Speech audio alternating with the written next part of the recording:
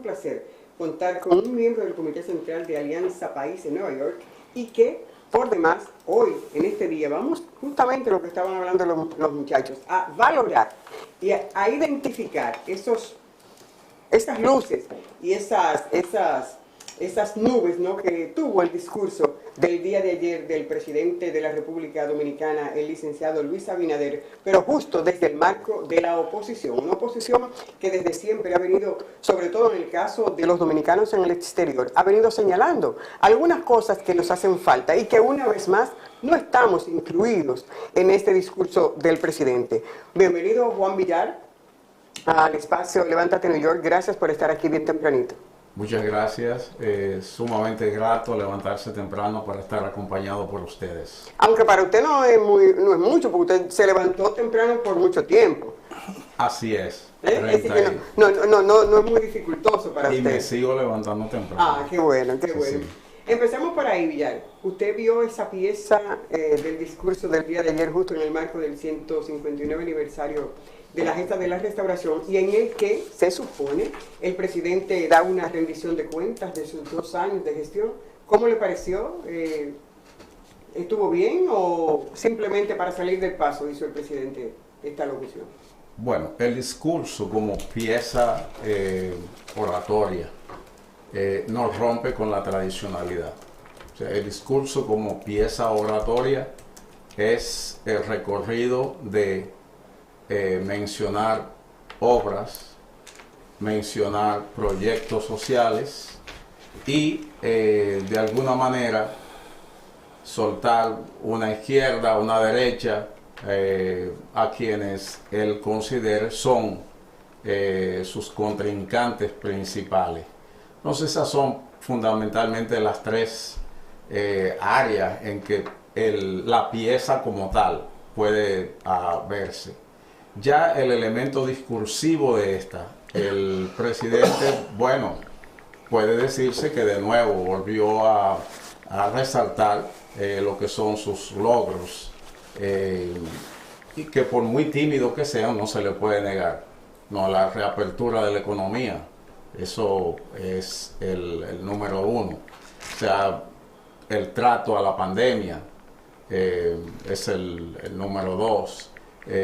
Dentro de reactivar la economía, el elemento del turismo, que tampoco se le puede negar. Ahora, el presidente de la República no alcanzó a comunicar lo que el pueblo dominicano en este momento quería escuchar. Bueno, es cómo vamos a eficientizar el gasto público. ¿Cómo vamos a hacer del gasto público una pieza para que saque a los dominicanos y las dominicanas de la miseria? O sea, el presidente fue bueno en decir que tiene 14.000 millones en asistencialismo. O sea, los comedores económicos, el welfare al estilo dominicano. Pero eso lo que hace es reproducir los ciclos de miseria. Eso no saca a ningún pueblo no rompe con la base económica social que los mantiene atados a la miseria. Pero el presidente también, si usted va al discurso, dijo que había esperanzas. Y esas esperanzas, por ejemplo, vamos a coger la de Pedernales. Les dijo a esta generación, amárrense la boca, amárrense la barriga. Y dentro de 20 años, Pedernales será una meca. Pedernales será un lugar a exhibir. No, eso no está mal. Lo que está mal es que no diga cómo va a resolver los problemas de la gente de Pedernales de hoy. ¿Qué es lo que está haciendo? ¿Qué es lo que va a hacer el gobierno de Abinader para mejorar la calidad de vida? Cuando se trate de mejorar la calidad de vida, en el caso específico de la frontera, no puede decirse únicamente y hemos aprobado una ley de frontera. ¿Qué es lo que esa ley de frontera establece? Tanto para detener el flujo ilegal de inmigrantes como al mismo tiempo el desarrollo sostenible de esas economías. Entonces, el presidente no hizo nada de eso. Pero bueno, hay algo que es mucho más grave para nosotros que vivimos al otro lado del lago azul. ¿Cómo es posible que el presidente de la República diga en Santiago, y casi lo cito textualmente, en Santiago estamos haciendo esta obra, que todas se corresponden con la cantidad de dinero que ustedes han invertido? Estamos devolviéndole en la medida que ustedes han invertido al gobierno y al país. Bueno, pues yo le tengo una pregunta simple. ¿Y los fantasmas que le aportan 10.000 millones anual, qué está haciendo? ¿Cuáles son sus objetivos, sus propuestas para mejorar la condición de vida de los dominicanos o de sus familiares que viven allá, y que no sean entonces los que viven allá un factor de empobrecer a los que viven también fuera? Porque si no es por esos 10.000 millones de dólares, se mueren. Pero hay una cosa, licenciado, el nombre no lo manejo bien. Juan Villar. Juan Villar. Pero en definitiva, ¿cuál es la posición de su partido? No la han emitido todavía, ya han habido incluso partidos y líderes que han emitido su posición en relación al discurso. En relación a ese discurso, ¿usted cree que llenó las expectativas del pueblo dominicano, que a partir de ahora los productos de primera necesidad, el arroz, la habichuela, la carne, que se han elevado, como decía, la inflación un 30%, eso dejará de existir? Pues claro que no. Esa es la parte que el discurso obvia de una manera adrede. O sea, esa es la parte en que los que redactaron y el presidente de la República prefirió hablar de la vida macro y no irse a la cotidianidad. Y esa cotidianidad no tiene nada que ver con si tú le compara el PIB de la República Dominicana con el resto de América Latina. Sí. Ese pueblo dominicano no tiene ningún interés en saber que la inflación dominicana en relación a toda América Latina es una de las más bajas. No, ese pueblo... No es así, pero bueno, yo estoy repitiendo lo que él dijo. Pero lo que ese pueblo quiere saber... Oye, lo que él dijo claramente fue lo siguiente: el nivel de inflación de República Dominicana es por debajo de la media, que es muy diferente a que uno de los más bajos en Latinoamérica. La media, y si tú tienes un país que tiene un 50% de inflación y el resto tiene 10% de inflación, la media es el 30%. O sea que República Dominicana puede tener por debajo de la media y ser cosas. Porque cuando, y perdona que te interrumpa, porque cuando tú tomas el nivel de inflación en Bolivia, porque lo estamos comparando con ¿cuál? Con el de Argentina, que tiene un nivel de inflación por encima del 100%. Entonces, cuando tú coges la media latinoamericana de un 30%, pero si tú sacas a Argentina del medio y buscas la media, la República Dominicana tiene un nivel de inflación más alto en Latinoamérica. El problema es que cuando nosotros cogemos las medias, cogemos países que están en grandes problemas económicos en estos instantes, como son Argentina y como son Ecuador, y cuando tú haces la media te sale alta. Pero nada más son 2 países o 3 países los que realmente tienen niveles de inflación muchísimo superior de República Dominicana. Pero cuando tú te vas, por ejemplo, a países como Bolivia, la propia Venezuela, que se cree que uno de los países, la propia Nicaragua, sucesivamente, tú te encuentras que los niveles de inflación de República Dominicana, país por país, está entre los 10 o los 15 más altos en Latinoamérica. Lo que problema es que el lenguaje... Perdona, Juan. No, está bien. Sigue. No, pero bueno, quería concluir lo que me preguntaste, diciéndote que esa agenda no da respuestas, por ejemplo, a la economía informal de la República Dominicana, que es uno de los sectores más dinámicos de la economía. Ese tipo de discursos no da respuesta a la criminalidad de los barrios. Ese tipo de discurso no da respuesta al problema de los inmigrantes, ya sean haitianos, ecuatorianos, venezolanos, colombianos, póngale el nombre, pero no da respuestas a eso, pero mucho menos da respuesta a los elementos inflacionarios.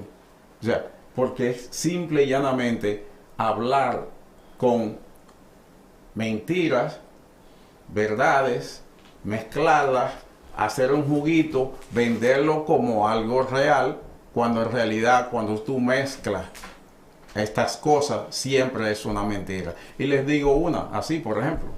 El presidente dijo que habían, en materia de educación, es un hito para la República Dominicana que a partir de ahora de su gestión los estudiantes extranjeros pueden ir a la República Dominicana y estudiar con becas que son del Estado. Y que ya las universidades homologaron, ¿no? Pero la Pucamaima tiene más de 2 décadas haciendo ese programa.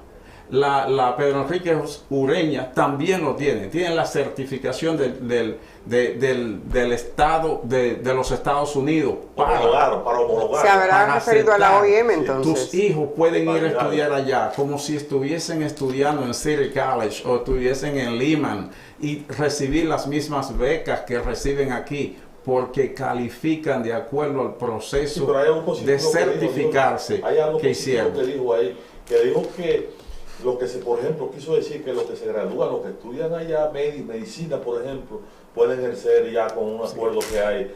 Eso es viejo. Pero eso es viejo. Pero lo que le está diciendo que no es nuevo. Yo digo, eso será para la OIM. De la UCE, de que se inauguró la UCE. Nuevo. Igual que los niños de 3 años, que va a comenzar a la educación formal a los 3 años, pero eso ya existe. Es decir, entonces, en buen término, el presidente nos mintió en ese discurso. Mire la segunda mentira. Cuando usted crea una ola de eufórica, la gente aplaude lo que sea que usted diga. No importa que usted diga que usted tiene 6 dedos en los pies, la gente lo aplaude. Entonces, el presidente dijo que éramos un modelo internacional de cómo sacamos el país de la pandemia, y uno de los ejemplos que puso fue que fue el primer país que vacunó al personal docente y lo comparó con Estados Unidos. Ahora escúchenme esta belleza, porque él fue que se arriesgó, no fui yo. Ese paisito que se llama Estados Unidos, en la ciudad de Nueva York nada más, tiene 88,000 maestros.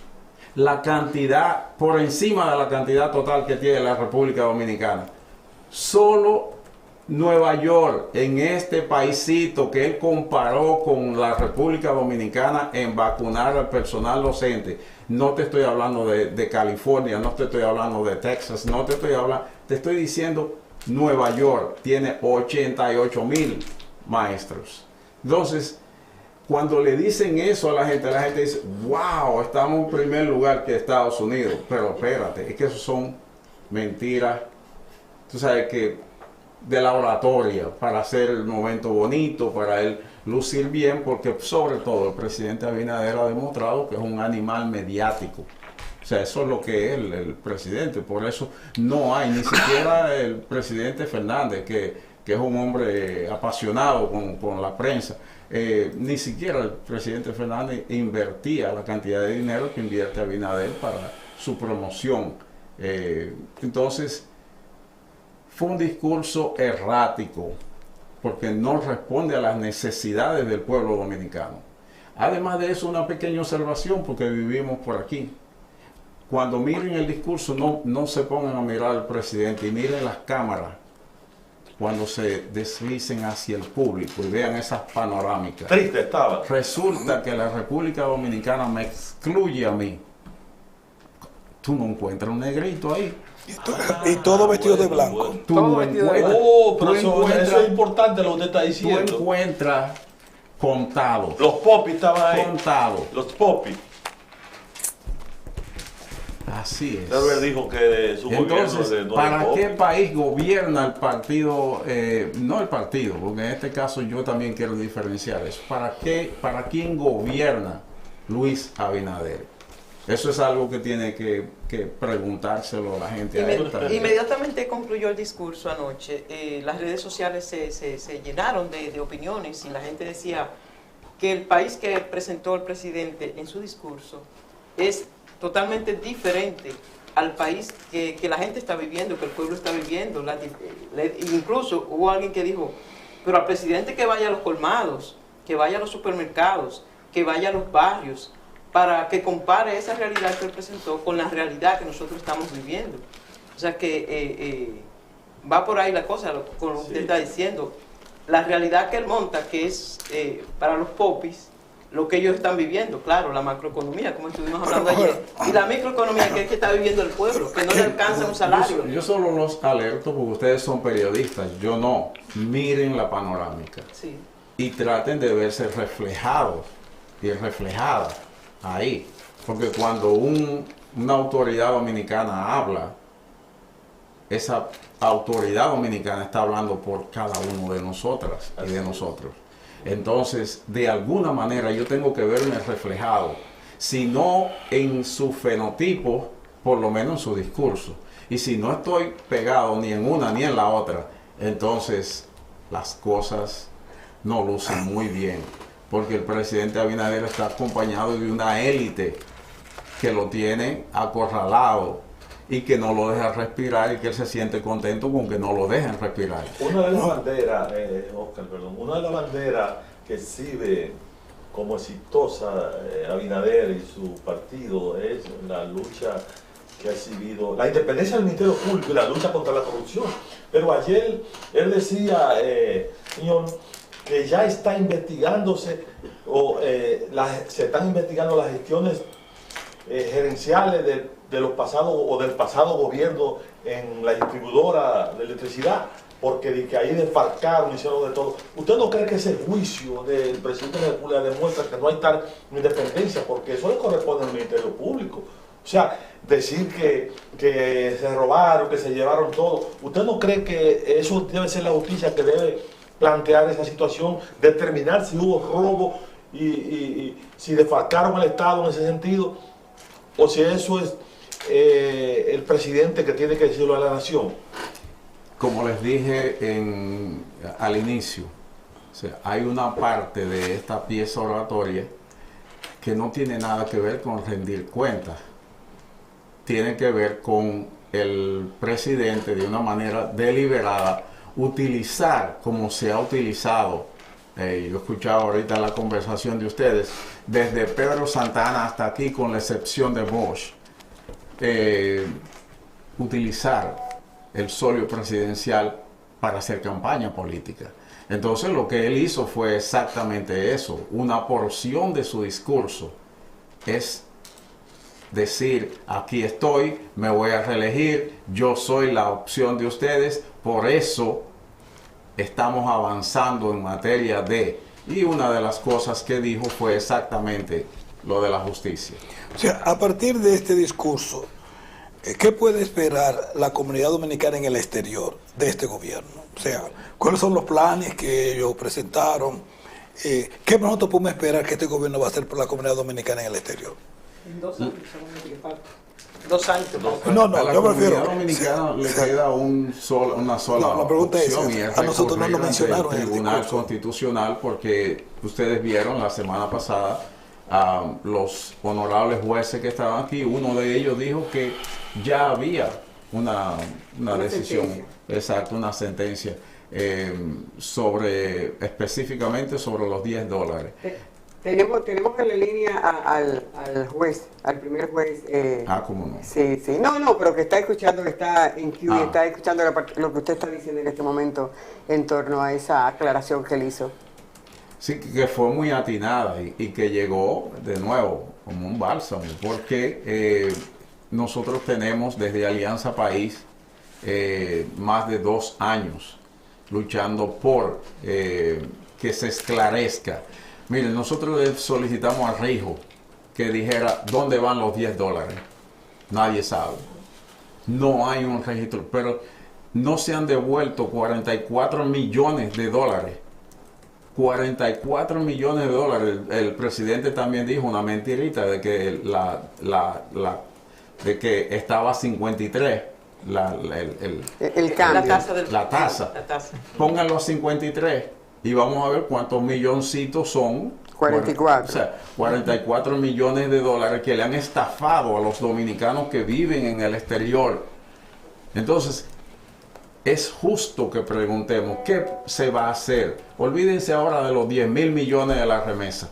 Estamos hablando de que nosotros 5 hemos viajado a la República Dominicana. Se han quedado con 10 dólares de nosotros, que son propiedad nuestra.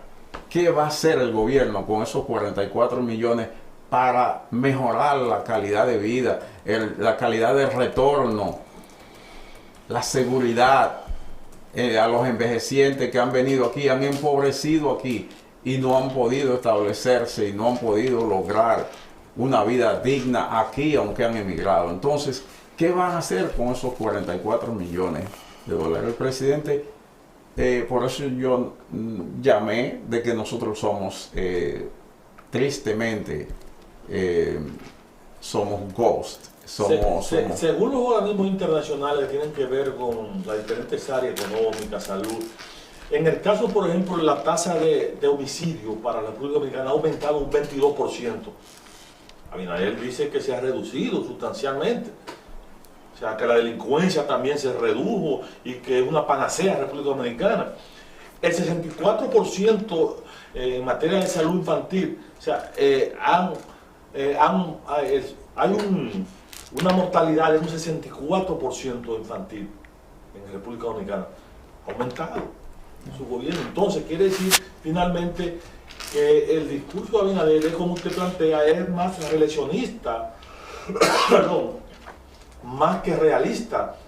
Y me parece que usted tiene la razón cuando plantea que estamos ante prácticamente un discurso para ir ya trazando el camino de la reelección.